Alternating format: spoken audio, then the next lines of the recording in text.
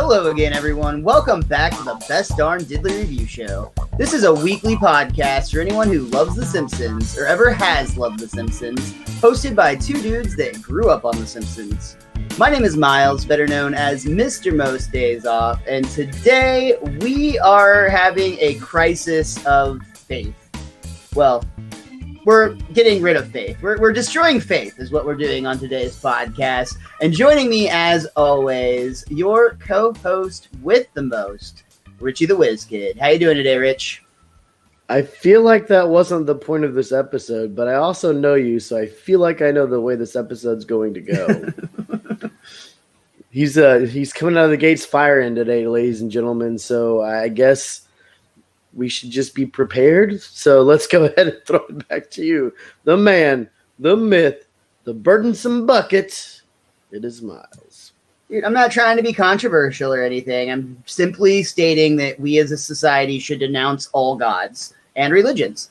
But except Diet Coke, please sponsor us. But we are talking about the episode Faith Off today, which originally aired all the way back in January of the year 2000, January 16th to be exact. This one had a chalkboard gag that I put an asterisk by because I was just curious and I didn't find any information about it. But the chalkboard gag was, "I will stop phoning it in." And it made me wonder if that was directly responding to some criticism that they had received, or if they are just kind of getting ahead of what they knew that critics would inevitably do, because if anything goes on long enough, that's what people will say. Again, I couldn't find any actual answers on this, but I did think it was interesting. I thought it just because that was more of a popular saying back in the actual start of 2000s.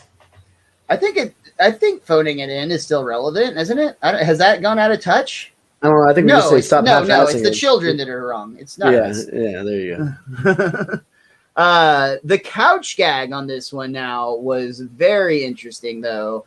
The couch gag is a first because Homer speaks during it, which has never happened before. And they even talked about on the commentary track for this episode, which I will say had very little insight to this episode. But they did mention that talking in the couch gag is really not something that happens super often.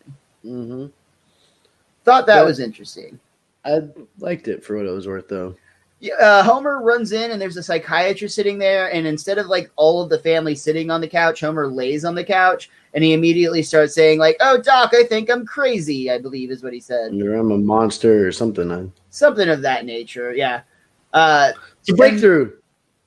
That is actually, I'll go ahead and say here, since we brought up the commentary was very light on this episode too, which actually often will lead to, in my opinion, better commentary tracks, but they just didn't have a lot to say on this episode. It did feature Mike Scully, George Meyer, Matt Selman, and Nancy Kruse, who is the director of the episode. But I legitimately only have one note written down that we'll talk about when we get to Brother Love. But it was just not a very informative commentary track. It did honestly almost feel like everybody there was like just like tired or worn out. Maybe they had been recording way too many in a row. I think this is still at the time while they're recording these commentaries. I believe the Simpsons movie is still actively being made, which is drawing a lot of their resources and just exhausting the staff in general. So admittedly, this episode was a little bit lackluster in the commentary department. I'll just call it like I see it, or call it like I hear it, rather. That's all right. I'm sure we'll have plenty of commentary on this one. We do start out with Homer opening the mail. He's mostly bills. I do like at one point he's like, "Ooh, libs," and then he's like, "Oh, it's just upside down, bills." Yeah. But we come across Homer finding an invitation to the Springfield Anniversary Homecoming. Finally, a chance to relive my golden college years. Dad, you only took one course. Remember my love affair with Ally McGraw? She used to call me Preppy. Then she died. But actually, Marge is pretty excited because it sounds like an event that she would be interested in. There's a parade. There's a cocktail party. But of course, Homer knows what it's all really about. And the big game between Springfield U and Springfield A&M. I hate Springfield U so much. Of course, Lisa points out that, Dad, you went to Springfield U. Or Springfield A&M. I don't know. She said it right. Yeah, she says, you went to Springfield U. You hate A&M. That's it. So much. And I will say, according to IMDb, that is a direct reference to the state that we live in, the rivalry between University of Texas and Texas A&M, which is a pretty fair divide. I think in most football watching homes, you'll see either orange or maroon in this state. Pretty much. Occasionally you get those weird people that like OU and it doesn't make any sense. Like, what are you doing? That's true. It's just literally even the people in Oklahoma don't like Oklahoma. What the hell is wrong with you? Oh, we're going to get some feedback on that one. We're just going to go after all religions and Oklahomans. But to be fair, everyone from Oklahoma is also born with a Bible in their butt. So it probably balances out. Bible butt. The Bible butt. Yeah, that's what we're calling it from now on. Again, you're already ramped up. He's just ready to go with these. I woke up in a feisty mood, man. It is what it is. I'm coming at him. Testify, brother. Now he's gonna be singing the song. Testify. Oh man, this episode very quickly jumps right into the Simpsons arriving at the Springfield University campus. I like that we see the old sign. If you can read this, then you are accepted, which I do believe was featured there on the episode where Homer went to college the first time. We see they actually go back to Homer's old dorms, and immediately Homer tries to, bring back that steak with Marge. Yeah. But unfortunately, he forgot to put a tie on the doorknob, and all of his nerd friends, his old nerd roommates, I should say, come bursting in. And I don't know how long he's been gone, but you think maybe they would have graduated by now with how smart they are. Or, in the Simpsons timeline, it's only been a year. Well, maybe they work for the university, because it seems now that they all do have other things going on. It even says in the script here, like Homer, the nerds have graduated and found in real world or jobs in the real world.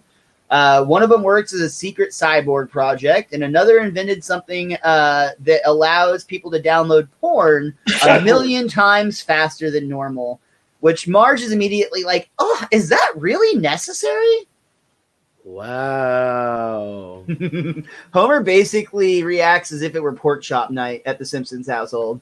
To be fair, from 2000 standards to 2021 standards, do you think we've upgraded by 1 million times faster at this point? I think we definitely have 1 million more options at our disposal. That's for certain. Man, the kids nowadays just don't understand what we went through in puberty. There is very limited amounts of porn available. You had to wait for line by line for the picture to come in frame. Half the time you just get frustrated and go find a magazine because you're tired of waiting for the picture to load. So denouncing religion and talking about porn, that's a great start. Yeah.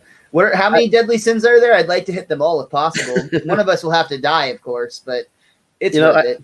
I just realized that since it's a reunion, that the nerds might have just been going by their old dorm room to check it out. That seems like the logical conclusion that we completely overlooked. We were being so self-righteous, we forgot not to be self-stupid. Yeah. But I do like Homer has a line here where he points out that because of him, all the dorms now have security phones. He's just nonchalantly talking about it with some random lady. As he's proud of it too. Yeah, which is the creepiest thing to say to a strange woman. It almost is like he was trying to pick her up or something, but it's I know Homer wouldn't do that with Marge there or without Marge there. And also it's the worst pickup line ever. It's would you like to go on a walk in the woods for a first date? Oh, well, there's another different variation of the sin, I guess. We see that the dean and the alumni, I guess, are hosting an award ceremony, I believe it is. The dean is welcoming the alumni there. That's what it is. And they are even introducing Springfield U's new All-American kicker, Anton Lubchekno. Which Yeah, he's very clearly not an American. He might be an American now, but he's somebody who came from another country. He has a very thick I don't know what type of accent, to be honest.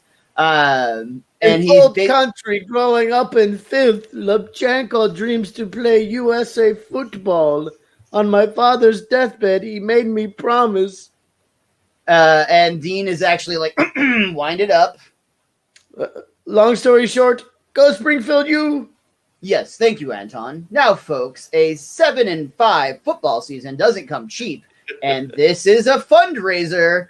And that's where Homer realizes the terror of what is going on here. He literally screams as the dean announces they should seal the exits. And the dean goes around with Professor Rocco and Chancellor Knuckles to help relieve everybody of their excess money. They even like shake down Homer to get it. But it very much seems like a bank heist. They have watches and jewelry in the bag type of thing. And I love Homer's line because this is so freaking accurate. I'm beginning to think this alumni party was just a ruse to get our money. That dean is going to get an indignant email. You should do it in bold red letters. My computer has 512 shades of red. And then Homer scolds them. Have you nerds forgotten everything I taught you? This calls for a prank. I need a bucket. I just want to point out how Springfield U's best player is a freaking kicker. Like, in what universe does that ever happen? What is that? Well, Ace Ventura, the kicker in that movie, and then also in they had Dan Marino on their team. Dan Marino was the best player on that team. Okay, that might be that. Dan Marino does sound familiar. Dolphin was the kicker on that movie. Yeah. For what it's worth. It was about Ray Finkel, who ruined the season. Oh, I'm just saying. But they made a movie about him. Have they made a movie about Dan Marino? You mean they made a movie about her? Come on, get with the times, Miles. But I don't know. Oh, yeah. Especially for a fundraising event, nobody wants to meet the kicker. That's fair. But who was the guy on How I Met Your Mother that was like, they made a big deal about it? Like every time they said the guy's name in the bar, people would get upset. Oh, yeah, that was in the Vikings bar. Oh, my gosh. Yeah. Was it Cunningham? I don't remember if it was Cunningham. I can't remember. Yeah, either way, typically kickers do not tend to be the star of the show. But this guy is. Finally. Homer has this idea to do the prank at the dean's house. He gets a bucket, fills it with some super glue, and basically purchase it. It sounds like I'm saying purchase, like buy. Yeah. Like he puts it on the ledge like a bird would perch is what I'm trying to say. And of course the bit is that they're supposed to open up the door and the bucket of glue is supposed to fall down and land on his head. Unfortunately, however, for Homer, it turns out that the other fraternity had already got to that exact Kappa Gamma Tau fraternity already got to it because after all, they are last in grades, but first in pranks. So we end up with Homer having a bucket glued to his head. And at that moment, the dean just like walks out calmly and is like, "Oh, good evening, gentlemen." And like nothing bad happens to him at all. Homer took a bullet for him. Homer does try to get instant revenge, though, because he actually charges at the dean with his bucket head, but he ends up ramming a statue at full speed. Did you look at that statue? No, I missed it. What was it? It looked like a young Mr. Burns. Interesting. So I'm sure he's an alumni, even though we know he went to Yale. Harvard? I think he went to Harvard and he makes fun of Yaleys. But I might have that backwards. That's right. Yeah, but it looks like a young Mr. Burns. So I was wondering if he gave them money or part of his family did. I don't know. That doesn't sound like something Burns would do. It sounds more likely that Burns would just buy a statue and put it there.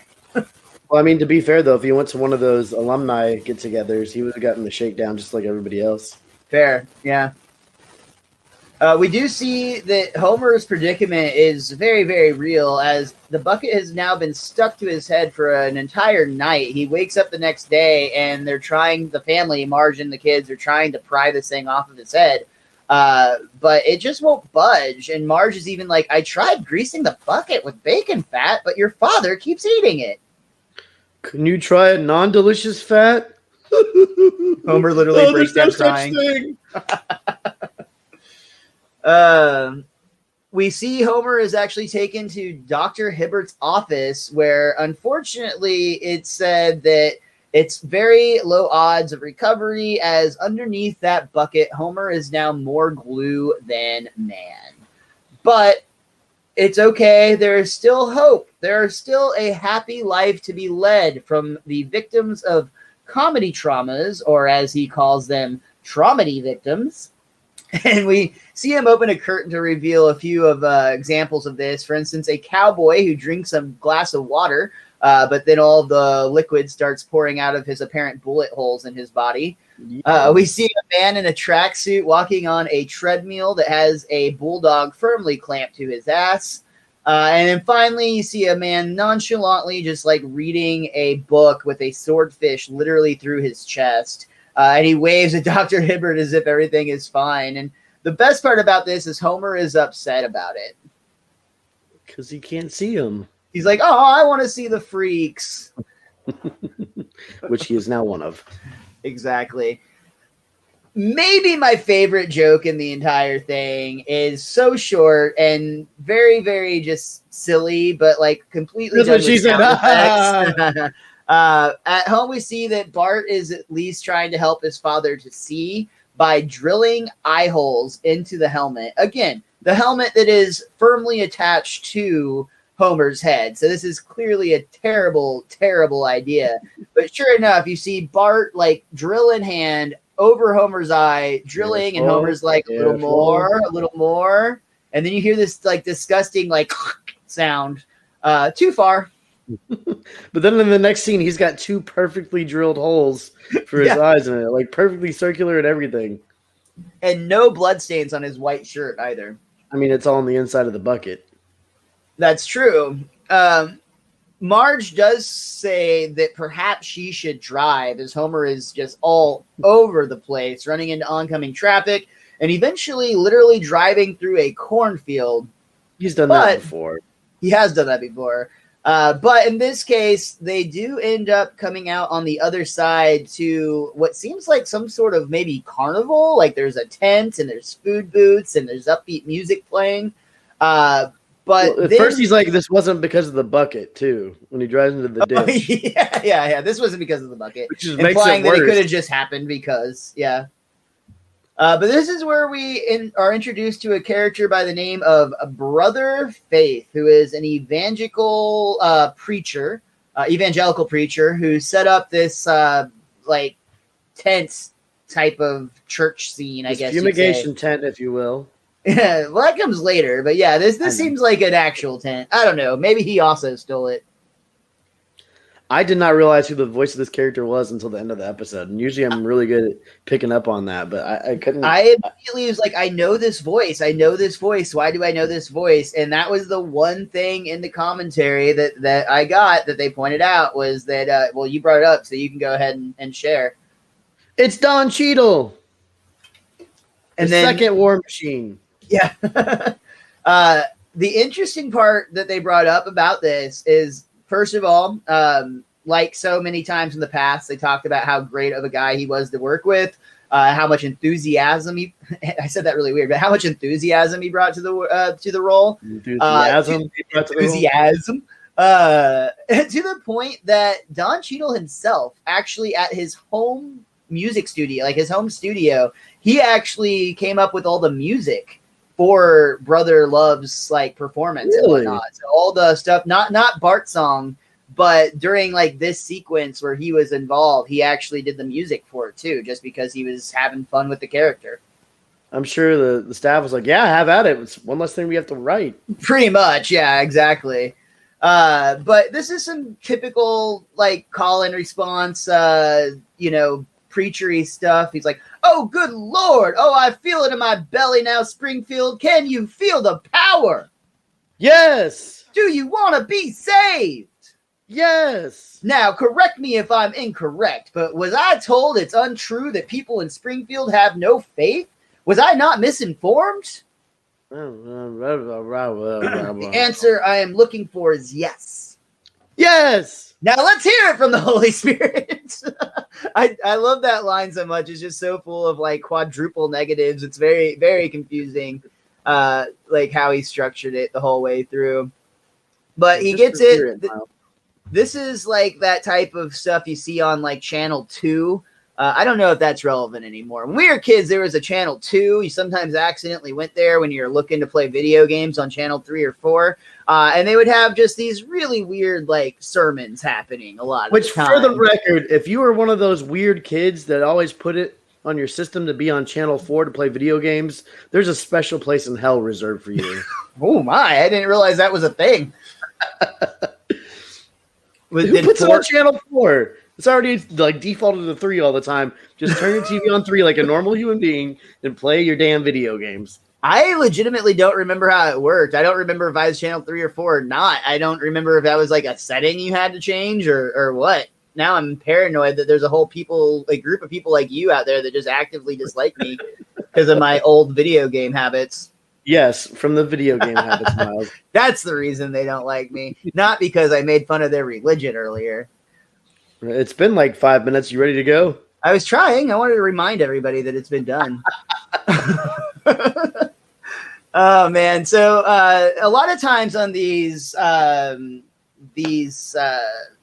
scoundrels who rob people of their money, they pretend to have superpowers given to them by the Lord, and they go around healing people. And that's what this dude does. He has the power to heal, and we see stupid people like Cletus fall for this. Cletus says, I done sprained my elbow bone, so it goes the opposite direction. The power of faith compels you. Heal! Crack! And like he actually just like breaks his arm in like the wrong direction is what it looks like to me. Take that, Satan! Bart is like, it was a miracle and it was gross. Cool. Right before that too, when he was like done with his song, he's like, wow, he dances better than Jesus himself. Yeah. Bart is actually getting really sucked in by this, all of it, like really early. Like every part about it really speaks to Bart, especially compared to the traditional church that he's had to deal with his whole life and his like weird churchy neighbors. But what I want to point out is that like every time something weird comes to Springfield or something different, everybody in town always goes. Like I don't know what literally nobody ever just sits on the couch ever. Yeah, nobody ever stays home. I don't know how they're getting every townsperson to arrive at every freaking event, but like good for you, Springfield. Maybe Mayor Quimby's good at his job in some regards. I should do a comedy show in Springfield so people will actually come. There you go. Dirty. Next in line, we see Krusty the Clown along with Sideshow Mel, and Brother Face says, "What affliction beplagues you, my friend?" Come again? And Mel points out, he paralyzed his vocal cords, cramming too many K sounds into a punchline. Oh, mercy. Well, I'm not sure there's anything I can do for. And he like just suddenly like snaps and grabs Krusty by the throat as if he's strangling him. Feel the power! Release this clown! Have you gone completely for caca? Hey, I got my comedy K's back. King Kong, Cold Cock, Cattle Kalen. Hey, you Gentiles are all right. And Bart is blown away. Wow, is there anything he can't do? And that's when you see Homer from the back screaming out, "Cure me! Cure me!" Brother, I sense that you are feeling trapped and desperate. Yeah! And I've got a bucket on my head. It's like one of those things, you know, like all the Speaking to the Dead shows they used to do. Oh, God, yeah. Like South Park has done a deep dive into that before. It's called like cold reading is what it is. The same thing right here. Like, it's just, the guy is, I'm not even going to say Brother Face good at what he does, because, again, it's Springfield, so, like, anybody could have walked in here and gotten off on all these people. I think Lyle Landley would have made a better faith healer. Than Don Cheadle? Yeah. Ooh. I'm just saying. Satan really jammed that thing on good. I'm going to need a holy helper. Someone who believes. And he does this right in front of Lisa, who in like the most just like, are you fucking kidding me face? Like is just a very stern no. Okay, moving on. I need someone with the power. And this is where he sees Bart for the first time. This golden-haired little boy. Son, lay hands upon your father's burdensome bucket. Now, see Bart do it. Proclaim, I have the power. I have the power? No! Say it like you mean it, boy. I have the power. I have the power! And lo and behold, the bucket comes right off of Homer's head as if by some sort of godly miracle or science, that we'll get to later. But no one likes to hear about that. Homer is just blown away. He's overjoyed. He says, I can see the light and it burns. Oh, hallelujah. Behold, this child has the power. Homer points out, I believe I had hair before.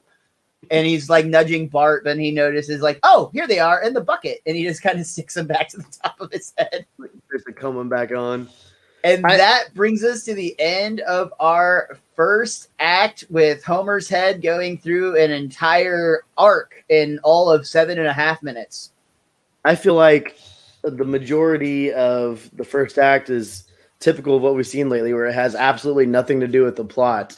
Just some random shenanigans to get us on the path to get us to the actual plot. 100%. Like this is something that really starts to happen a lot in The Simpsons at this time. And I mean, it's happened before in the past, but it almost feels like it's just more consistently starting to happen, where the first act is almost entirely unrelated to the rest of the show. And admittedly, sometimes that makes it really hard to remember what episodes had to do with what episodes. Like the fact that those first acts could almost be interchanged at times and it wouldn't matter. Right.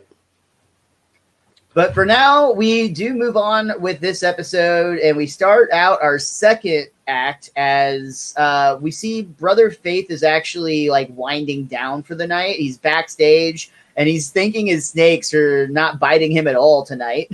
But Bart actually walks in backstage to talk to him.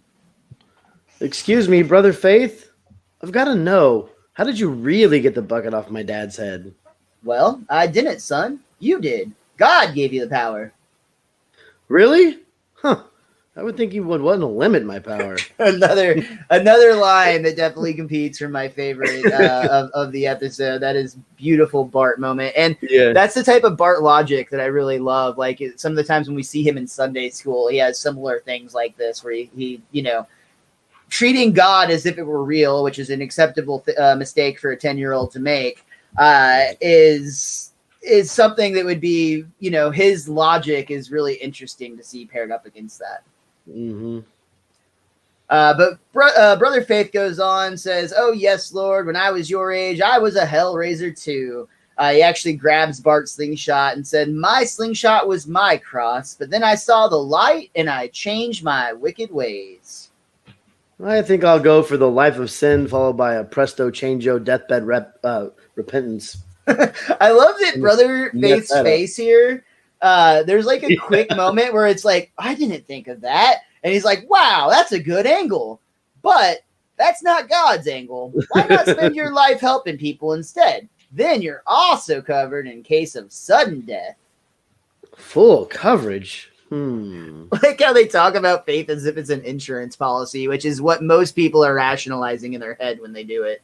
But see, you gotta admit, Brother Faith's taking the right approach for Bart. I mean, Lovejoy hasn't gotten through to him this easily. Not at all, and Lovejoy has had a long time to do it. A long. I mean, like you presume that the Simpsons have been going to that church all of Bart's life, or at least a large portion of it. At least for like 11 seasons. Which is more seasons than Bart has been alive, but that's neither here nor there. So Bart is now recanting his tale to the kids at school. He's telling them all about how the bucket came off, and I do like when Ralph comes up with a request as well. Can you heal me? Richie scrolled the script too far and lost the line midway through. I can't breathe good, and it makes me sleepy. I'll give it a whirl. Devil, be gone! And he just slaps the shit out of Ralph. Ow! And then 2 coins and a bunch of milk comes out of his nose. My milk money. And my milk! Ew! You did it, Bart! And Nelson's blown away. He really does have the power. Go forth and spread the word. And nobody moves until Nelson is like, spread it. And then everybody scampers. Another thing from the commentary track I will mention is that they had to add the line, my milk money, and then they had to add the line, and my milk, because it was kind of questionable, the way that was animated without that line. Oh my gosh. So they had to bring that in later just to kind of make sure that they weren't accidentally sending any signals that, they didn't want people to interpret it otherwise, is what I'm trying to get at. People are dirty, filthy animals, and we're both 2 of them. Well, they saw how, just ridiculously many people have interpreted the Bible, so they didn't want to cause any cults or anything to spawn from, Ralph. Lisa is still the skeptic that she always is, the rational one of the family. Bart, I hope you don't believe your own hype. Number of miracles performed by Bart, 2. Number of miracles performed by Lisa, 0. How can you believe all this mumbo jumbo? The bucket came off Dad's head because the bright lights heated it, causing the metal to expand. Heat makes metal expand. Now who's talking mumbo jumbo? Which, from a life experience, Rouse and I can actually prove that heat does make metal expand, working in the jewelry business for multiple years. Mm-hmm.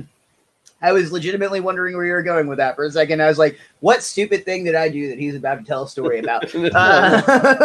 Every summer, people would have to come in to change their ring size because their fingers would get too loose on it. Or wait, no, that was in the winter. Fingers would shrink. Yeah. Wait.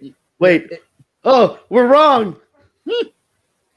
There's also a lot more to do with hand changing size in the jewelry industry. And it's very uncomfortable when somebody needs a bigger size, but they're like, no, my ring size has always been a 6. And it's like, well, I hate to tell you this, but it's not anymore.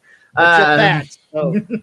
You're not even fat. You're just bigger. As people, we're human. We expand over time. It happens, man. Get over it. Science. Yeah, for real. Or, go pray the expansion away or whatever. I don't know.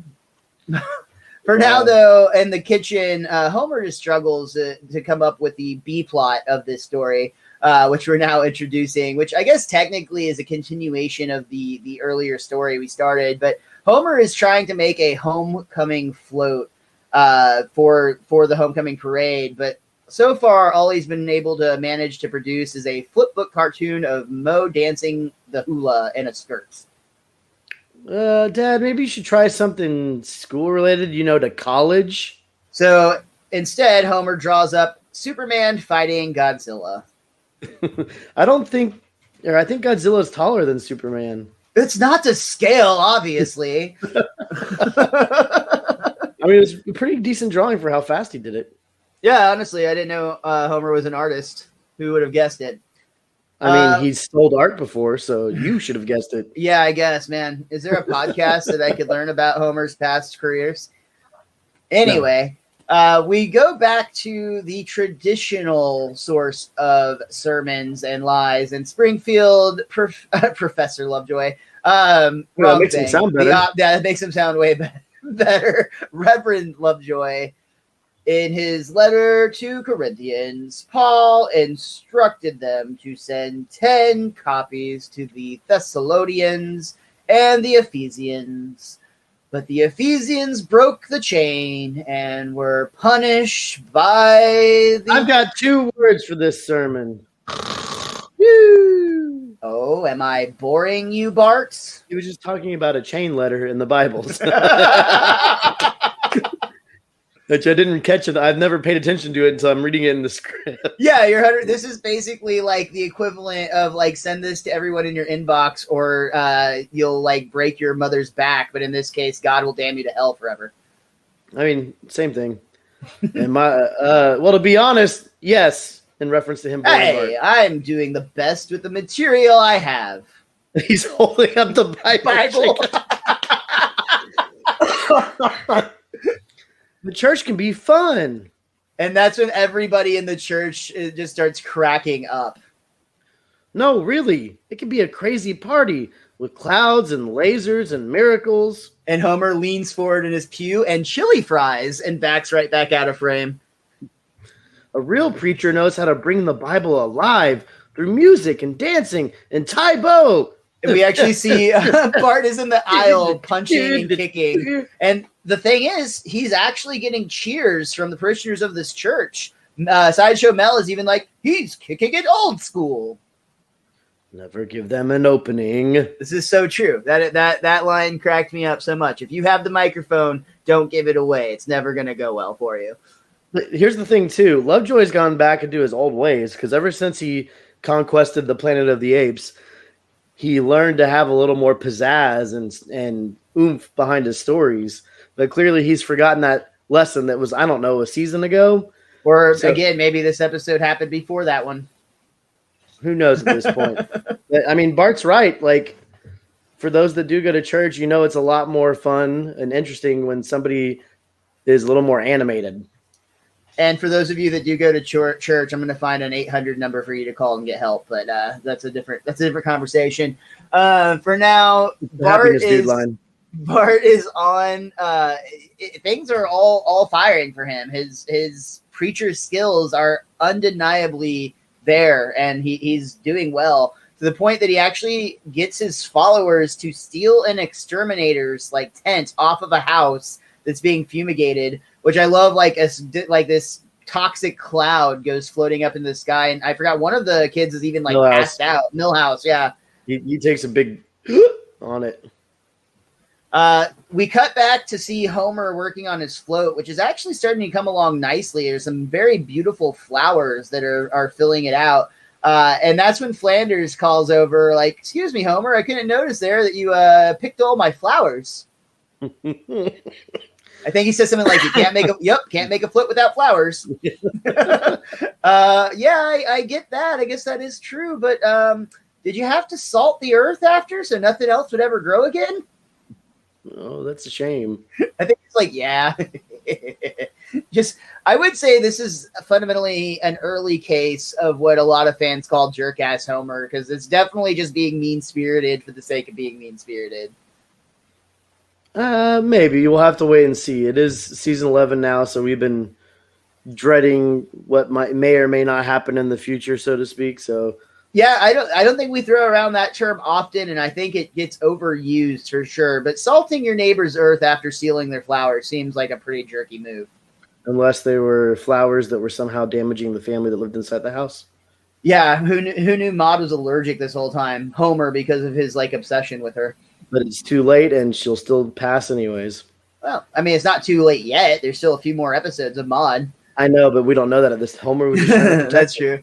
Which we need to get Mikey B back on, since he wanted to talk about that episode. And then last time he was on, I accidentally cut him out of most of it. Oops. I think this person doesn't even exist. So we see that Bart has got this fumigation tent set up in his yard, much like the revival tent that they came across. And he's even got Millhouse as his hype man. Okay, Springfield, how many of you are in horrible pain? Yeah! Then put your souls together for Brother Bart. And we see Bart in this fancy white suit with a cape, skateboarding down the center aisle of this tent church. He hits a ramp and he does a backflip, landing on his knees. Ouch. But he catches the board. He catches the board as it falls from the air. And he stands up and proudly declares, "Satan, eat my shorts." I mean, to be fair, that skateboard is hella cool. Dude, honestly, that skateboard is hella cool. I've made the picture for this week's podcast, Bart standing there holding that skateboard, because that was really, really cool. But this does kick off the signature song for this episode, which I'll say, this song is called Testify, and it was actually also a part of the album Testify, which came out after Simpsons Sing the Blues. And I just want to say, if you haven't been able to tell through the entirety of this podcast up at this point, Miles is very much looking forward to this song. I do like the song. I don't think it's like the greatest Simpsons song ever, but I do like it. I think it's good. It starts out with Bart, I was a sinner, a real bad kid. What thou shalt not, I shall did. Neighbor's cat, I tried to neuter. Took a whiz on the school computer. He took a whiz, oh yes he did. But now I've changed, you can't deny. Come on up and testify. Testify, testify. Come on up and testify. My hips misbehaving. Testify. Got a nicotine craving. Testify. There's a cramp in my glavin. Testify. Testify. Testify. And that's where we get a like organ solo, essentially. Come back and testify. Testify. Come up and testify. My glasses make me look like a geek. Now you'll get the girls you seek. We'll see you at Makeout Creek. And this is like the happiest you ever see Milhouse for what it's worth, and you get a great callback to this in a little bit. But everybody glasses off Milhouse's face for what it's worth. Like every time someone, that's all he did. He just took off the glasses. He's not actually doing anything. When Grandpa's complaining about his hip, Bart just knocks the cane away. Like he's not really doing a dang thing at all, except making things worse. Yeah, Selma, he takes her cigarette, and then Professor Frankie literally just kicks him in the butt. Like, that might be the one that actually helps. Yeah, to be fair, that's good for the sciatic. But then everybody starts singing about Bart. They're like, Bart's the boy of the hour. He's got the power. So raise your voice and don't be shy. Testa. Testify.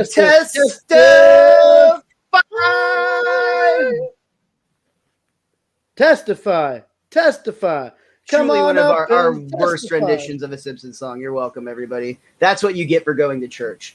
Moving on. Salvation from us singing is what you get for going to church. This is where we cut back to Reverend Lovejoy, who realizes, perhaps it's time to fight Razzle with Dazzle. And he actually pulls out an electric guitar, but God, is he terrible at it. And he can't sing or play. It's like, Michael. He's trying to tune it the whole time. And I love killing Todd. my guitar, Daddy? Yes, son. Ned is so odd. Like Ned just like he doesn't usually he would have some sort of like the angels speak in tongues and that's why it sounds like that. But like in this case, he's just like yes, he's murdering that guitar. Yeah, it's also very funny that literally the only family at church, at traditional church, is the Flanders. Everybody else in Springfield is now part of the congregation of Bart. There's a Bart. Okay, gotcha. But no, that just adds to the sting of this whole situation with the fact that Ned can't even salvage this part. Right. Yeah. 100%. After the Testify song comes on, goes off, Bart like wipes his forehead and he's like, he just put all this energy into it. And Milhouse is like kind of trying to keep it going even though the song is like definitely not playing anymore. Thank you, Bart, for fixing my vision. Now I see with total precision. Song's over, Milhouse, but you're welcome. Unfortunately, though, if you recall, we said that Milhouse's vision was fixed by Bart taking his glasses, and this caused him to just wander into the street trying to pet the dog he thought he sees. That turns out to be a van driving full speed at him, and it literally just like Regina Georges him in the middle of the street. Completely just... Dude's in pain, you can tell, but he has a fantastic line here that he's barely able to croak out. Bury me at Makeout Creek. And then to Bart's horror, he is unconscious in the street, having just got hit by a van. That brings us to the end of our Act 2. Very dark note to go to break on, but when we come back, we see that Bart is trying to visit his friend at the hospital, and somehow, miraculously, maybe Bart really is a miracle worker, Milhouse only has a arm cast, like one cast on his left arm, but Bart still feels terrible. He's like, this is my fault, and I'm so, so sorry. That's okay. You can just heal me again, right? Well, I don't think I can. Please. This new cast is real itchy, and I tried to scratch, and the fork got stuck in there, and I think there was some food on the fork. And this part legit is like worse than a Saw movie for me. Like the torture of this concept is awful because the camera focuses in and you can just see an army of ants just marching into his cast. Like, oh my God, that would be so awful. Like the bites and the itchiness, like alone would just drive me crazy. I'd probably find religion. Okay, I'll do what I can. And Bart lays his hands on Milhouse and says, heal, heal. And on the second heal, Milhouse's heart monitor actually flatlines, and Bart's worried that he killed him. Oh, it always does that. Here. He beats on his chest a bit. Beep, beep. Milhouse, I can't help you. I'm no healer. But then he leaves. Yeah, he just walks out. Could you tell my mom I'm here? Nobody bothered. We leave this to go back to basically the beginning of the episode story with the A&M versus Springfield U game, and we have Kent Brockman making the announcements. Oh, take it away, Miles. Richie's doing drugs on camera. Big Game Fever is reaching a fever pitch as the fevered rivalry between Springfield U and Springfield A&M spreads like wild fever. This is writing. I'm sorry, Uncle Ken. I lost my thesaurus. My thesaurus, he'll lose more than that. In preparation for the big game, Springfield Stadium has caught additional seating capacity fever. And then this way just like wads up the... We cut back to Moe's Tavern where we see Homer decked out taunting Lenny and Carl, who are wearing their A&M alumni gear, and Homer's in his Springfield U gear. Which, hold on, what town is big enough to have two major universities in the same town when it's not Texas. Like New York? No, in the same town. Yeah, I know you said town, but I'm just responding Texas is the answer. Again, logistically, this makes about as much sense as the fact that the Simpsons can go skiing and go to the ocean within like a couple hours of drive, it would seem. Yeah. We cut to the actual football game itself where the announcers are like, whoa, Nelly, we have ourselves a barn burner here today. Welcome to the 117th dust-up between the Snortin' Swine of Springfield A&M and the Springfield University Nittany Tide. Oh, doctor, break out the hickory switch. Oh. Yeah, it's a little bit awkward traditions here that are 117 years old. Mm-hmm. But Homer has decided to like elevate tailgating to the next level by just barbecuing at his seat. Yeah. He's calling out like, who needs another lamb rack? Lisa?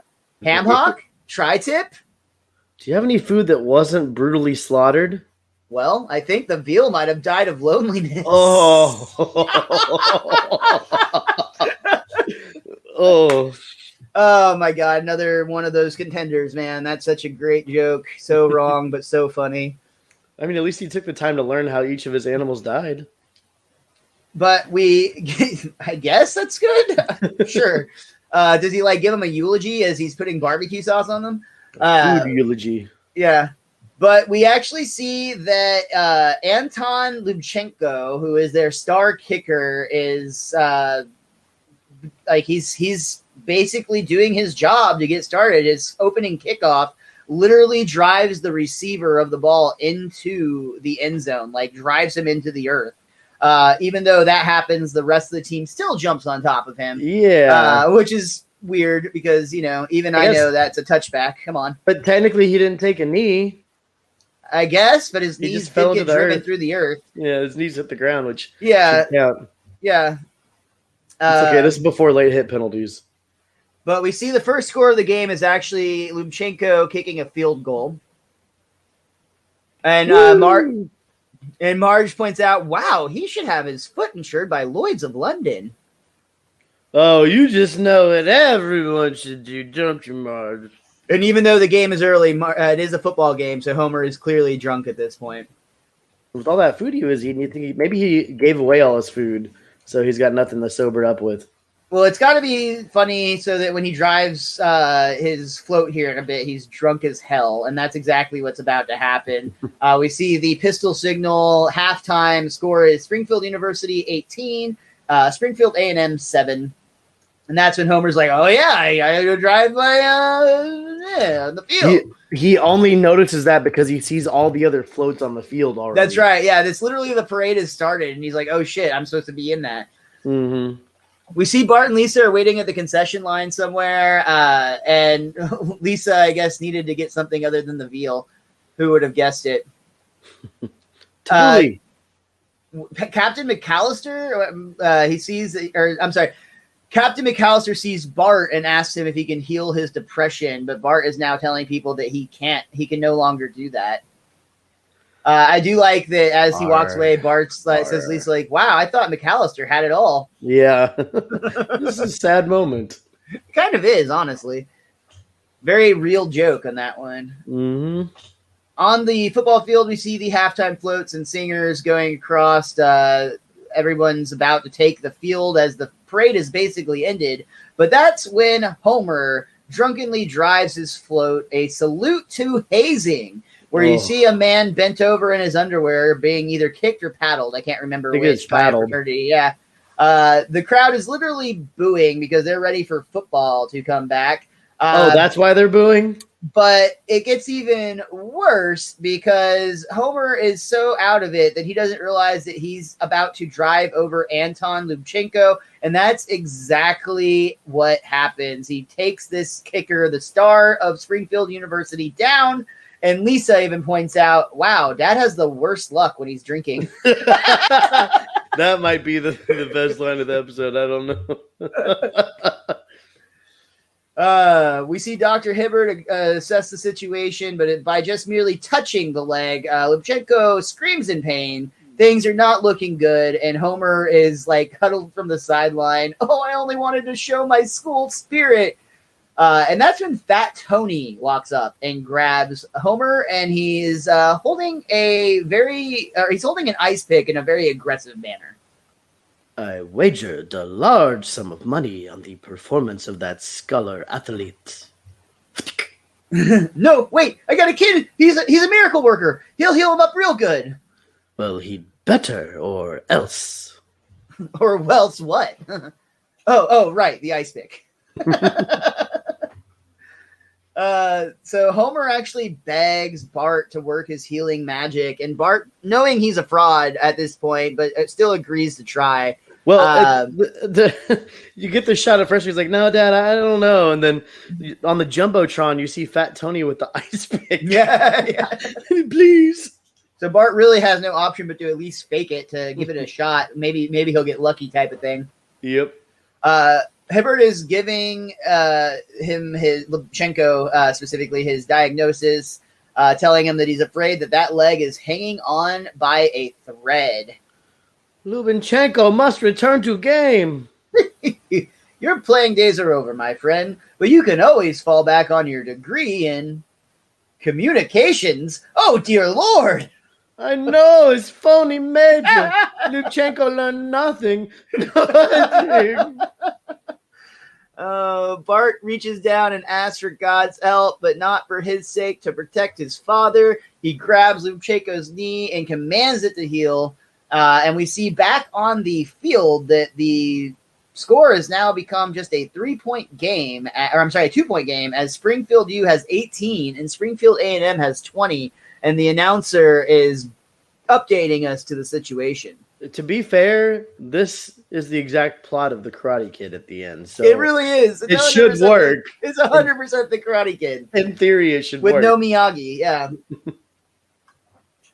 Oh, doctor, with Springfield University behind and seconds left, my supply of homespun saying is lower than a doodle bug in Aunt Tilly's root cellar. So, and that's when Lubchenko actually starts hobbling back on the field. Oh, jumping crawdaddies. Is that Lubchenko coming back to the field? Yay! Lisa's kind of like borderline like, oh my God, Bart did it. And they're going to try for a field goal. Field goal. We can see Marge counting 19, on her fingers. 20, 21. That would win the game. Lisa is visibly annoyed by this for what it's worth. Like, come on, Mom, seriously? Well, and remember, Lisa and Homer has shared many a football game on the couch. So Lisa's probably a minor pro at this point at football and its rules. That's very true. And it probably, I mean, it's not like the most complicated game, and Lisa's very smart. So I'm sure she would pick it up during that sports betting situation. Mm-hmm. We see Springfield University lines up for the field goal to win the game. Everybody is on the edge of their seats watching, including Fat Tony branding his ice pick and Homer being very fearful of said ice pick. We see the kick goes up. It's in slow motion. The ball is flying straight towards the uprights. Everything looks good until the last minute when it starts to fall just short. You can see the expressions on Fat Tony's face. It does not look good for Homer.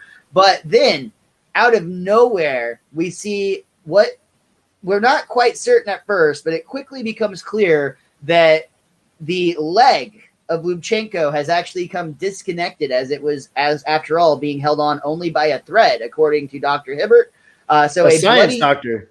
A bloody stump of a leg comes spinning in the air and gives it the ball, that is, an extra kick that just puts it over the goalpost, causing Springfield University to win. That's Tony to win his bet, and therefore not feel it necessary to stab Homer. Man, if anything, the fact that he got hurt at halftime might have increased Fat Tony's winnings. I don't know. Oh, wait, that's not how bookies work. But you would think there'd be a lot more bets going against Springfield U once his foot got injured. I love that Fat Tony throws up the ice pick in celebration and then immediately is like, and runs away. Runs away. Yeah, that's great. Homer's like, poor guy, lost his leg. Oh, no. The fans will whoop it up with that leg tonight. Drink beer out of it and so on. But it'll turn up in the morning. And for what's the bloody stump of a leg actually ended up in the crowd and people were like fighting over who got to take it. He's just like, I'll just throw it back on. Marge is like, will that really work? Well, I assume so. As long as I have Bart's healing powers. Why won't anyone listen to me? I don't have special powers. I'm not a healer. Fine. More money for me. I actually really like that last line. That's absolutely perfect. The doctor doesn't really care about healing people. It's just going to be very, very profitable for him not to have to compete with a healer. And that brings us to the end of our third act and to the end of the episode, Faith Off. Richie, is there anything else that you want to point out about this episode? I just want to know if this is where South Park starts to get frustrated with The Simpsons, because they will do this exact episode, and I believe it's even a two-parter where they have competing healing circus tents or whatever. And I wonder if they're like, damn it, The Simpsons have already done this. Simpsons did it. So I don't know. Is that when it began? I mean, we've said Simpsons did it numerous times, but I wonder it's a little more prominent after this episode, I feel like. This one was a lot funnier than I remember it being. And I'll throw it out there. I'm along the same lines as Miles. Like when I see it's Faith Off about, evangelicus. Wait, I butchered that word too. I can't even say it because I don't care. Yeah, evangelical. Thank you. I was like, I don't want to watch this. Like, come on, do this every week. Every other week now. I don't want to waste an episode on something like this. But it was a lot funnier than I remembered it being. So I felt like they were going to do a good job of poking enough fun at it and not such a mean way that I do. Sorry, it is what it is. It's a sore subject with me. Whatever. What do you mean by sore?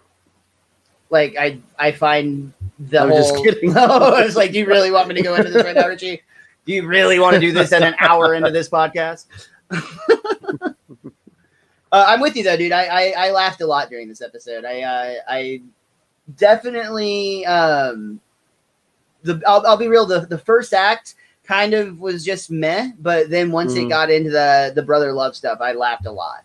And Don Cheadle did a lot to bring that role out. I mean, he was very obviously having fun with it, which is always helps. Yeah, when the guest stars really buy into it and go all in, it makes it so much more enjoyable for sure. Absolutely.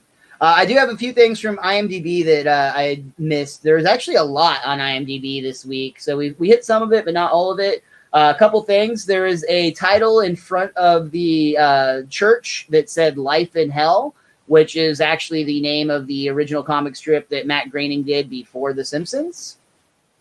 The Springfield University had a singing group that they talked about needing new cummerbunds. They were called the Whipple Snoops, which is actually a real reference or a reference to the real singing group at Yale University, the Whiffin' Poops.